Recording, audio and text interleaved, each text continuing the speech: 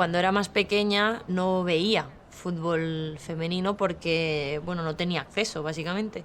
Y porque en mi casa solo estaba el fútbol masculino, que era lo que daban por la tele. Entonces, Rivaldo, Ronaldinho, Iniesta, sobre todo, Xavi, sobre todo, luego Messi también, eran mis referentes. Y luego ya cuando fui creciendo, me gustó siempre Camila Billy, Luisa Necip y Nadine Kessler. Me parecían tres mediocentros con muchísima calidad. Y bueno, intentaba aprender lo que podía de ellas. Soy Alexia Putellas, nací en Mollet del Vallès, España, y soy futbolista.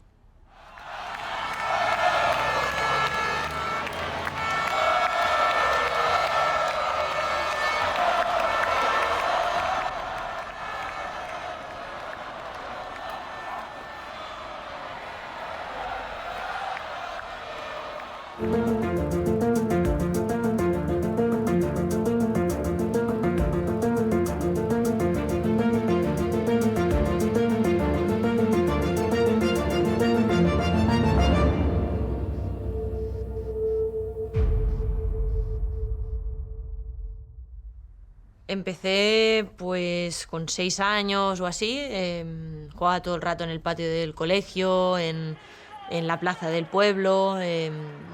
No sé de dónde me viene la pasión por el fútbol porque realmente no he tenido ningún familiar profesional de fútbol, pero sí que es verdad que eran muy seguidores del Barça, entonces en mi casa siempre estaban viendo partidos de fútbol.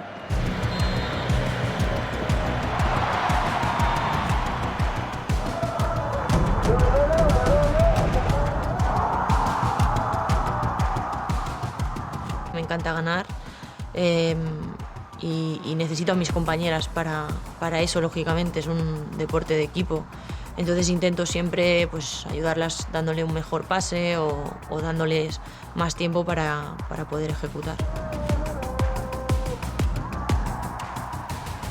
A mí me encanta la presión, me encanta saber que cada partido lo tengo que ganar, que tenemos que ser las mejores, eso me encanta, lo entiendo como que forma parte de mi profesión y seguramente si no sintiera eso me aburriría.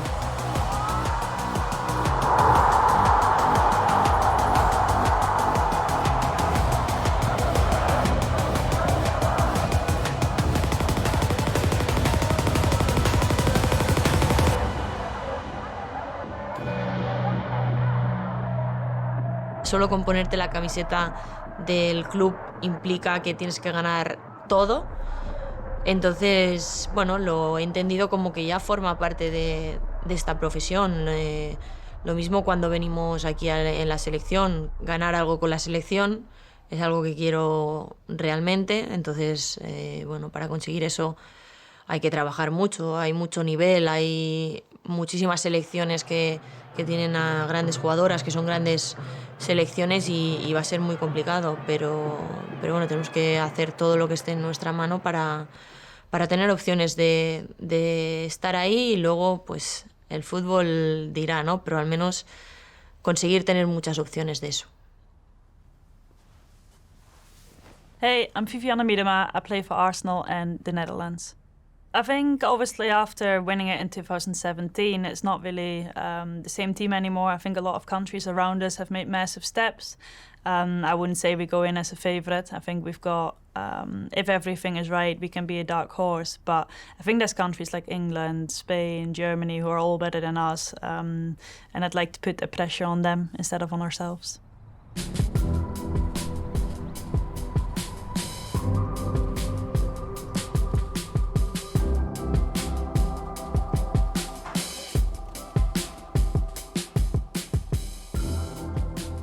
Je suis dans une grande équipe, je suis dans un poste qu'on regarde beaucoup. C'était compliqué à gérer au début parce que c'était quelque chose de nouveau que je connaissais pas, qu'il faut apprendre à gérer, surtout avec mon caractère. J'étais moins affirmé ou je gérais moins bien. Ça va mieux aujourd'hui, après je pense que j'ai beaucoup de caps encore à passer. J'espère connaître plusieurs compétitions. Il y en a beaucoup qui arrivent pour franchir ces caps aussi. Je suis Marie Antoinette Katoto, je joue pour la France. quand t'es pas sûr de toi à 100%, quand t'es un peu en retrait, quand tu t'exprimes pas beaucoup, ça paraît compliqué. Il y en a qui ont plus de facilité, comme Cristiano Ronaldo, qui est un peu plus sûr de ses qualités, sûr de lui, sûr de ce qu'il va faire. Donc, je pense que j'aimerais un peu avoir de lui et un peu le juste milieu. Mais ouais, c'est difficile. A lot of different experience has shaped me into the player and person I am right now. I think going to the World Cup as an 18-year-old in Canada, other side of the world, with the pressure of basically making my home country world champion was really tough. I think after that, obviously the Euros, the World Cup in France, the Olympics last summer, they've all shaped you and made you more experienced. I moved away when I was 17. I went to Munich. Also a massive step for me in my career, but also as a person. And I think looking back, although they've not all been really nice experiences, I think they've made me a lot stronger and made me appreciate football more.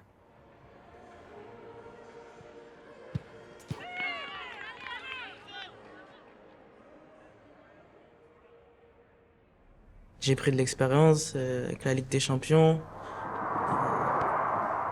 Depuis un moment, en équipe de France, on enchaîne beaucoup de gros matchs, surtout avec de très belles nations. Donc, j'apprends match après match. Et j'espère que la France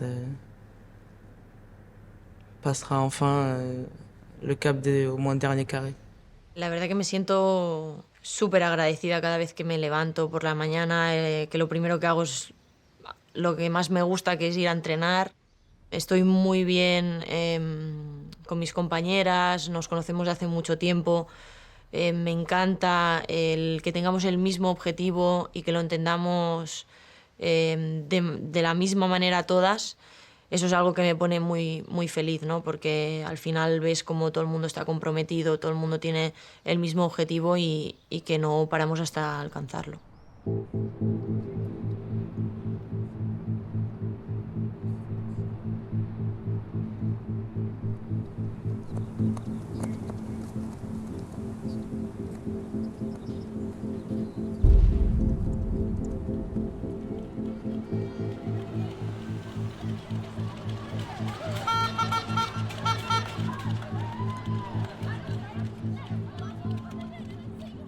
That was everything I'd ever dreamed of when I started playing when I was 4 years of age. And, you know, you imagine yourself walking out lights and just having your fans like just chanting and singing. That's the sort of stuff that you do dream of. And I remember when I was walking out and I said to the girls who were standing either side of me, I said, girls, just enjoy this and just take a moment to just take it in, because we've worked so, so hard to get to this moment. And, you know, that's what we did. I remember singing the anthem and I was like sort of tearing up, because it was a really, really emotional, you know, moment in time for us. We created history, and to be a part of that as well was just absolutely incredible, and it's something that nothing will ever take that away from me. My name's Simone Magill and I play for Northern Ireland.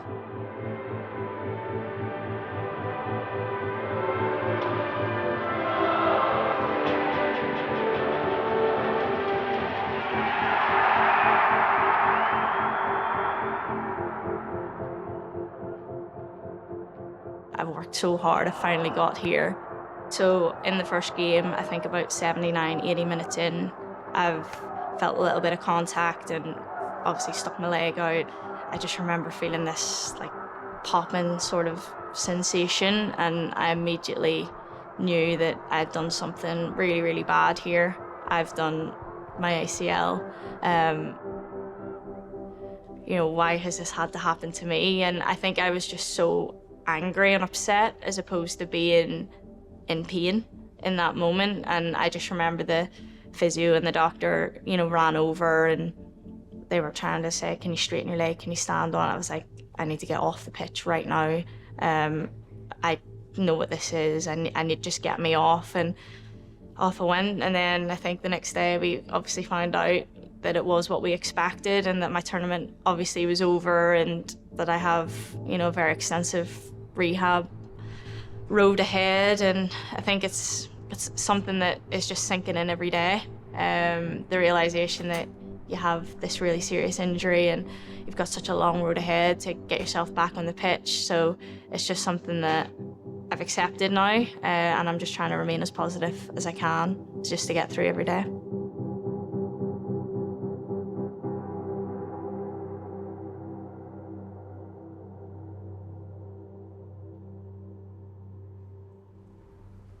Hi, I'm Ali Monajati, Director of Performance at Crystal Palace Football Club and a Senior Lecturer at the University of East London.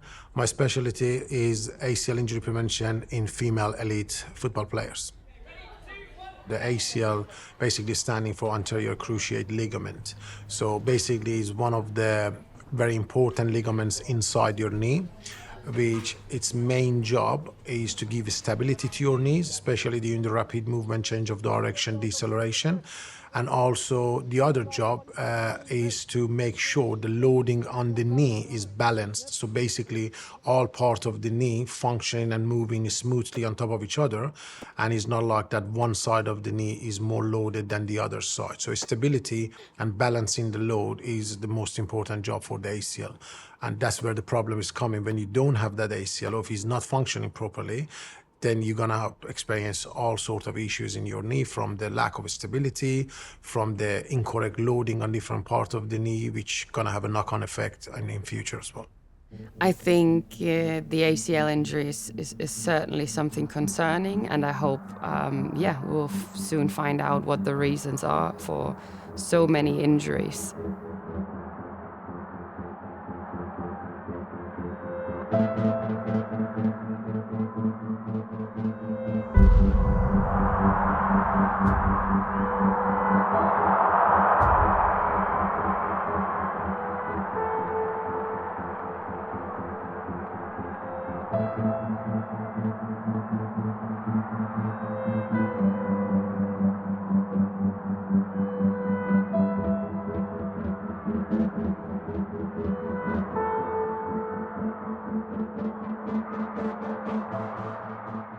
The female players, depend on different studies, 3 to 6 times more likely to suffer from the ACL injuries. And there are several reasons behind it. Part of those reasons are hormonal, some of them are anatomical, some of them are neuromuscular.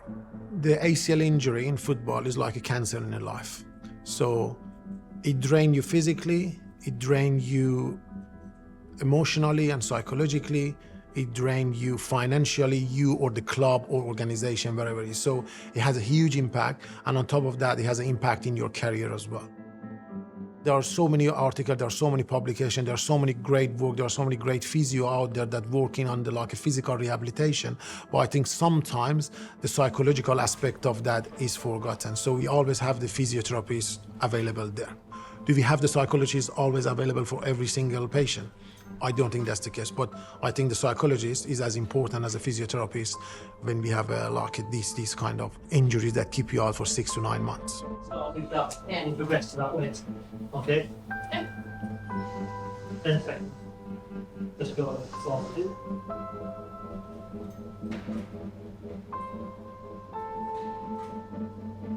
8, 9, and time.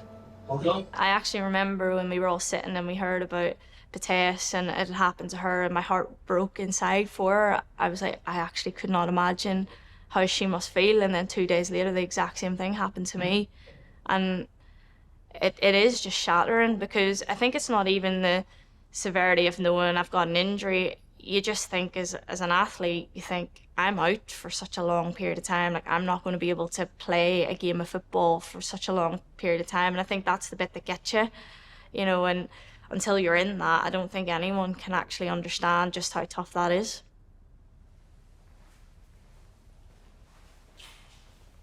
Fue un golpe duro. No fui consciente de que no la iba a jugar hasta bien después de la operación. O sea, pasaron unos cuantos días en el que mi cuerpo pues no sentía que hubiera pasado nada diferente. Hasta que, bueno, pasaron unos 10 días o así, que entonces ya empecé a ver con tristeza los partidos de la Eurocopa.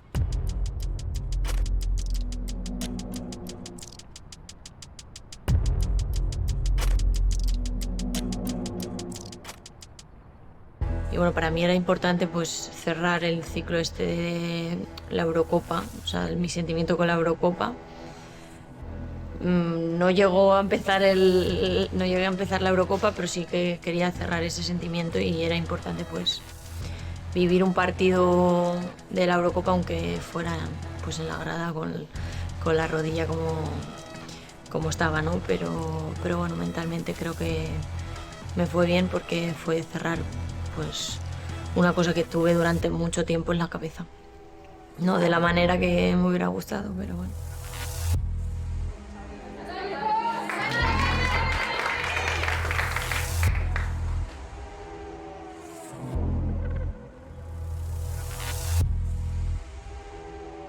En ese partido pues ellas obviamente sabían que yo estaba ahí y todos los goles me los dedicaron. Bueno, supongo que era pues como una muestra de lo que pueda hacer que te vaya a hacer bien, pues lo vamos a hacer. Y bueno, súper agradecida tanto a las compañeras como todos los mensajes que he ido recibiendo, bueno, todo el cariño que me ha hecho llegar muchísima gente, que bueno, que al final ahora pues también son muestras y los cojo como una motivación para poder devolverles en el campo y agradecerles todo este apoyo en este proceso.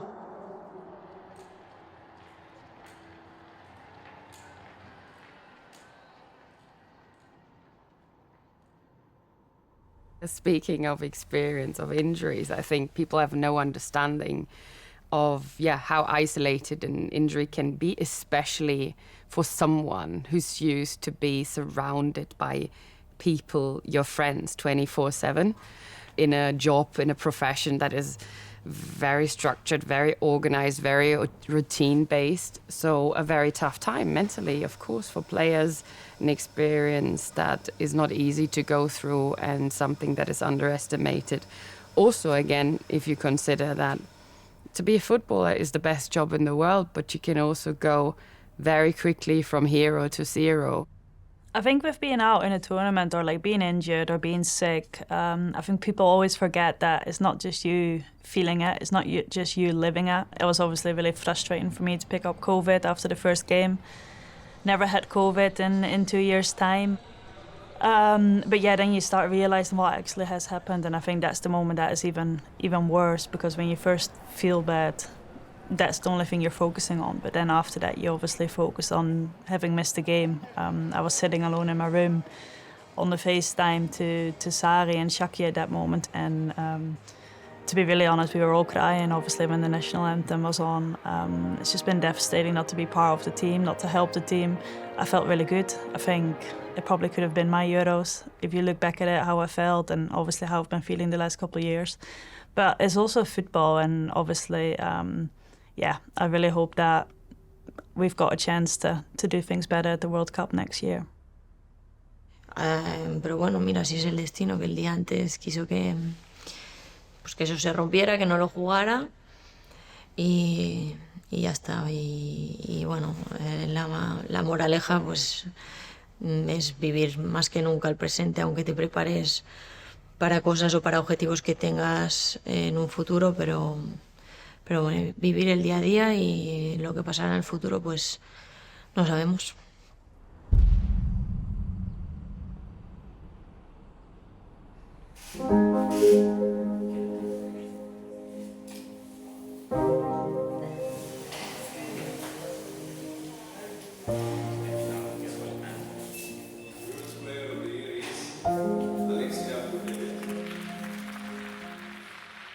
Sabemos cómo es la mente humana, que tiende a recordar solo lo último y no toda la temporada. Entonces, bueno, sinceramente sí que me sorprendió por eso, por lo que estoy diciendo, ¿no? Porque el último tramo de temporada fue la Eurocopa y yo no la jugué, y la gente normalmente se queda solo con el resultado, ¿no? Y bueno, me sorprendió, pero bueno, eso lo hace más especial aún, y agradezco de las personas que lo han hecho posible y de que se acuerden pues de la temporada que va desde agosto hasta julio.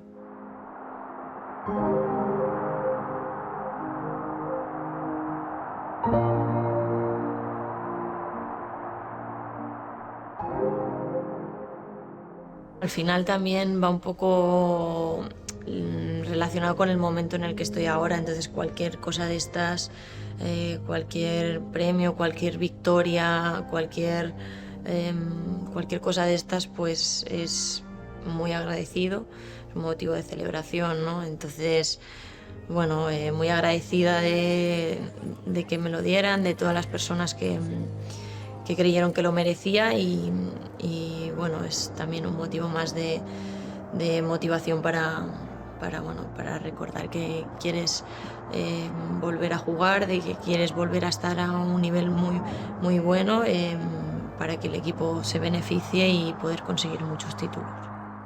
Well, I think it should make us all proud if we have moments where players, women's football, goes into the big stadia and individual players are hyped and supported by their fans. I think, again, Alexia's situation, her dream to play in Camp Nou is a very special one, a very emotional one, I guess, for her and the club. It's been always the story of her life. So if Camp Nou starts chanting Alexia the way they chant for Messi, then this is a great, great achievement for her, for the club, but also for women's football overall, because it shows us actually, yeah, where we can go and maybe what can be achieved also for many other female players. Cuando empiezo no existía ni la profesión de mujer futbolista, al menos en España. Entonces, bueno, la verdad que en 20 años ha cambiado todo muchísimo y creo que en los próximos años va a cambiar muchísimo más.